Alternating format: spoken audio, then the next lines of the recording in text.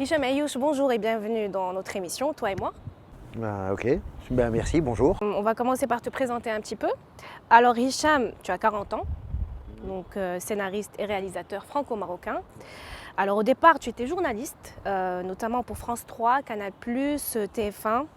Ensuite, tu es passé à la réalisation sur France 5 pour l'émission Les Maternelles. Donc en 2003, tu as fait une formation à la prise de vue avant de rentrer au Maroc pour être correspondant pour TV5 et TF1. En 2005, tu tournes ton premier documentaire donc, qui s'appelle Les Reines du Roi, qui parle du statut de la femme au Maroc. Donc ensuite, un an après, tu signes ton premier long métrage de fiction donc, qui s'appelle Les Arrêts du cœur. Ensuite, tu repasses au documentaire et tu réalises Poussière d'ange. En 2009, ton deuxième film, Fissure, qui est très applaudi donc, dans les festivals et puis qui a même été projeté au musée d'art moderne de New York. Donc en 2013, tu signes ton troisième film qui s'appelle Fièvre, donc qui parle des relations entre un père et son fils dans une cité française. Et donc qui a reçu plusieurs prix, notamment au festival de Marrakech. Et donc comment Hicham est passé donc, de journaliste à réalisateur? À quel moment tu as décidé donc de mettre ton micro dans le placard et de passer derrière la caméra pour réaliser des films? J'ai fait comme tout le monde, j'ai couché. De toute façon, il n'y a pas de secret. Pour réussir dans le cinéma, il faut coucher.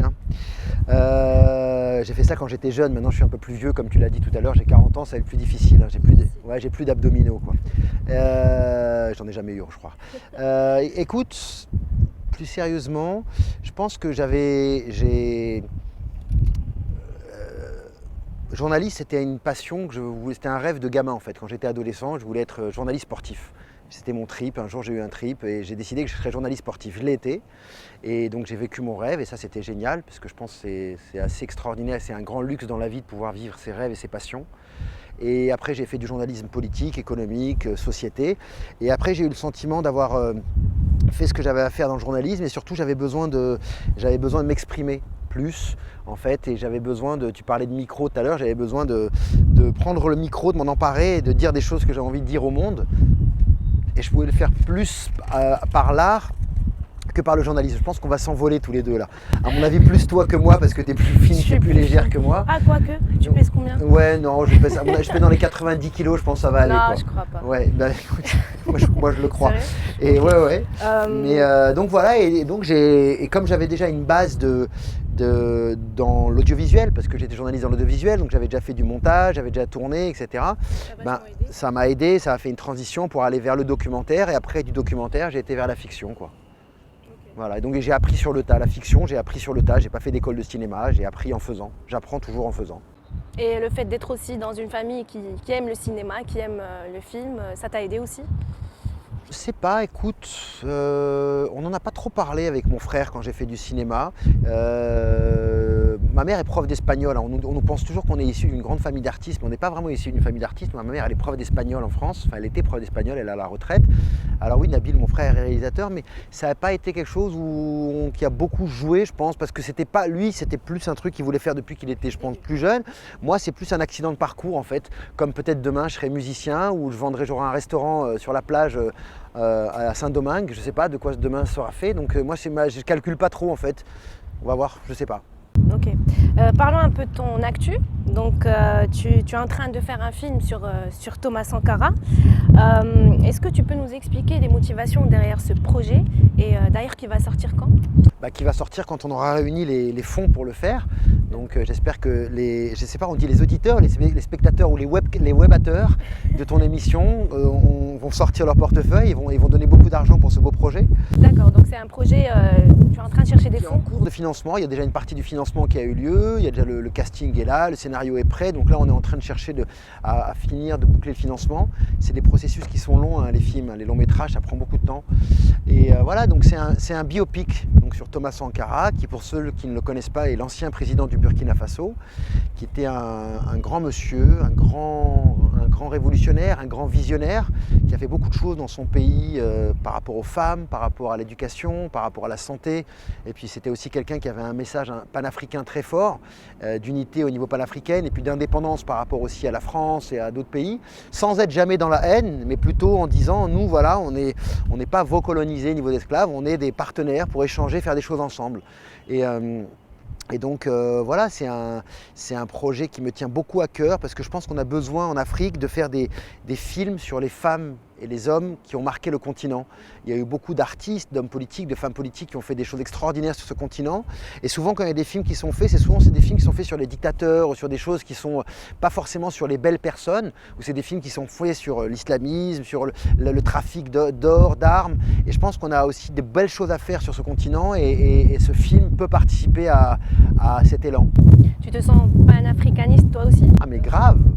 Mais moi ça fait très longtemps, moi ça fait 3 ans que je bosse sur ce projet. Déjà il y a 2 ans quand j'avais gagné les Talons d'Or de Yenenga au FESPACO, qui est le plus grand festival de cinéma africain, j'avais fait un discours que tu peux retrouver sur le net, qui était un discours très panafricain, parce que je pense qu'on a beaucoup nié notre identité. Le Maroc c'est un pays qui a plein d'identités différentes, juives, amazigh, africaine, même française, espagnole à travers la colonisation, arabe à travers la colonisation et tout ce qui s'est passé.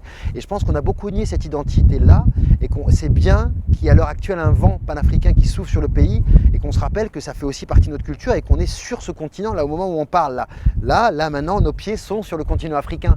Donc c'est beau de s'en rappeler et de faire des choses. Et moi, je ne peux pas faire des choses au niveau politique ou économique parce que c'est pas mon truc. Mais par contre, au niveau artistique, je pense qu'on a des choses à faire, quoi. Hicham, tu ne fais pas que des films, tu chantes aussi, Ah ouais. notamment avec un certain Rodolphe.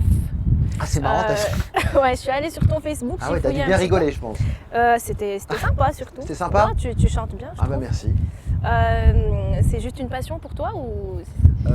Moi je pense que je suis comme tous les réalisateurs. Les réalisateurs sont des grands frustrés en fait. Nous on est moi je rêverais d'être musicien ou peintre ou chanteur. Alors je sais pas peindre, musique, j'ai une trompette, j'en fais de temps en temps, mais je pense que c'est plus mes voisins se plaignent beaucoup. La police débarque souvent chez moi. Et chanteur, j'aime chanter. Je crois que j'ai pas forcément peut-être le courage encore peut-être d'assumer totalement cette passion, mais peut-être qu'un jour, je pense que j'ai ça en moi. Comme jouer la comédie, j'ai jamais joué la comédie, on m'a souvent dit ouais mais tu devrais jouer, et j'ai pas encore osé sauter le pas, donc voilà, écoute... Tu pourrais peut-être écrire un rôle pour toi-même. Je pense que j'aurais du mal à me diriger, parce que déjà je suis un peu schizophrène, et il y a beaucoup de gens qui sont à l'intérieur de ma tête, si en plus je dois m'auto-diriger ça va être compliqué, mais ouais non, j'aime chanter, j'aime la musique, et en fait j'écris des poèmes aussi. Tu écris des poèmes, exactement. Ouais, et j'aime toutes les formes d'expression artistique. Pour moi après, après je sais pas si je suis forcément doué pour toutes ces formes-là, mais en tout cas, il y a beaucoup de choses qui m'intéressent et tout ce qui se rapporte à la création, à l'art m'intéresse, quoi. Alors là, on est sur Casa. Donc on voit les Twins, tu habites entre Casa et Paris. Ouais. Quand tu es sur Casa, tu vas où? Qu'est-ce qui t'intéresse dans cette ville? Casa, j'ai un rapport un peu psychique avec Casa. Écoute, c'est une ville à la fois qui a une super énergie, qui est très speed, qui est très tac.